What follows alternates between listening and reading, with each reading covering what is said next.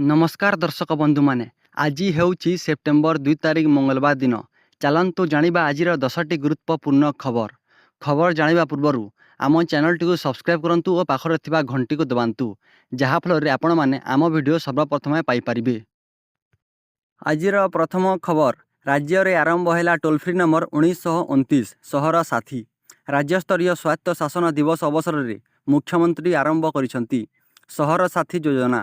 यह एक call centre जहाँकि टोल फ्री नंबर 1929 सहरवासी माने कौनसी समस्या पाई पौरपालिका को जीवा परिवर्ते यही नंबर रे फोन करने को पड़ो।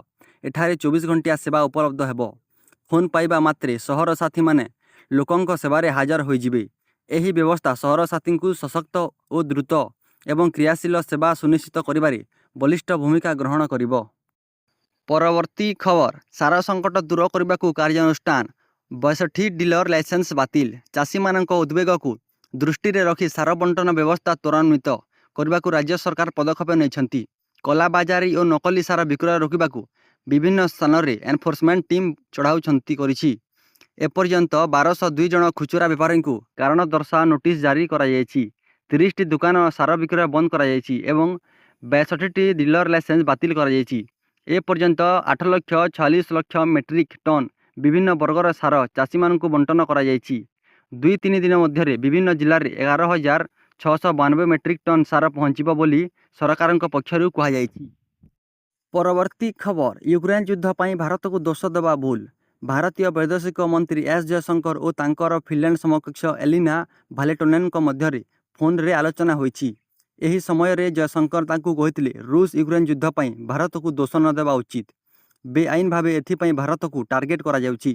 नवा दिल्ली सर्वदा शांति और आलोचना को समर्थन दे आसीछि। भारत सबुबेले कूटनीतिक स्तर में विवादर समाधान सपक्ष रही आसीछि। सेहीपरि युद्ध बंद पाई रूसिया उपरे अधिक चाप प्रयोग करिवार आवश्यकता रही। शांति प्रतिष्ठा पाई यह एक जरूरी बोली एलिना कहिसंती। परवर्ती खबर चीन रे मोदी जिनपिंग भेट। मानविकता पाई ड्रैगन हाथी एकाठी हेबा जरूरी। दीर्घ 7 वर्ष पर प्रधानमंत्री नरेंद्र मोदी एससीओ सम्मिलन में जोगदेवाई चीन रे पहुंची। एही अवसर रे से बेजिंग रे चीन राष्ट्रपति सी जिनपिंग को भेटी 50 मिनिट धरी आलोचना करिसंती। मानविकता पाई ड्रैगन तथा चीन और हाथी तथा भारत एकाठी हेबा दरकार। दुई देश पाई एक उपयुक्त विकल्प। सौहार्दपूर्ण संबंध सहित भारत चीन उत्तम पड़ोसी हेबा बोली सी जिनपिंग कहिसंती। मोदी कहिसंती सीमा रे सैन्य प्रत्याहार पर शांति एवं स्थिरता प्रतिष्ठा हो पारिछि। सीमा को नहीं स्वतंत्र प्रतिनिधि मध्य चुक्ति स्वाक्षर होईछि। कैलाश मानसरोवर यात्रा पुणी आरंभ हो सारी। भारत और चीन मध्य सहयोग 2.8 बिलियन लोकों को फायदा देवे। परवर्ती खबर कोर्ट रे महिला विचारपति संख्या कम। सुप्रीम कोर्ट वकील संघर उद्वेग।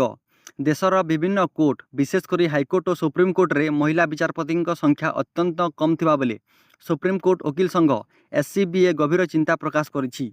एक प्रस्ताव पारित करी संघ कहिछि जे उच्च न्यायालय गुड़िक मोट 1100 विचारपति पद मध्यरु मात्र 103टी महिला विचारपति अछंती। एही अनुपात बहुत कम और चिंताजनक। संघर सूचना अनुसार उत्तराखंड, मेघालय, त्रिपुरा एवं मणिपुर हाईकोर्ट रे जड़े हेले मध्य महिला विचारपति नाहांती। न्यायिक विचार रे महिलांक प्रतिनिधित्व वृद्धि करने पाई संघ दाबी करिछि। परवर्ती खबर लखनऊ बाण कारखाना रे विस्फोरण। मालिक पत्नी समेत 4 मृत। उत्तर प्रदेश लखनऊ निकट रे बेहट ग्राम रे एक बाण कारखाना रे रविवार सकाले एक भयंकर विस्फोरण घटिछि। एही दुर्घटना रे कारखाना मालिक तांको पत्नी सह 4 जनक मृत्यु होईछि। यह व्यतीत 10 जन गुरुतर आहत होइछंती।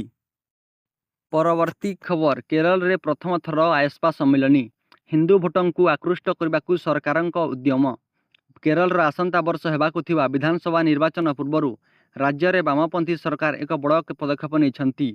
दीर्घकाल धरी नास्तिक और वामपंथी भाव में परिचित सीपीआई शासित सरकार प्रथम थर पर भगवान को आयस्पा को केन्द्र करी एक बड़ धरणर सम्मिलनी आयोजन करने को जाउछि।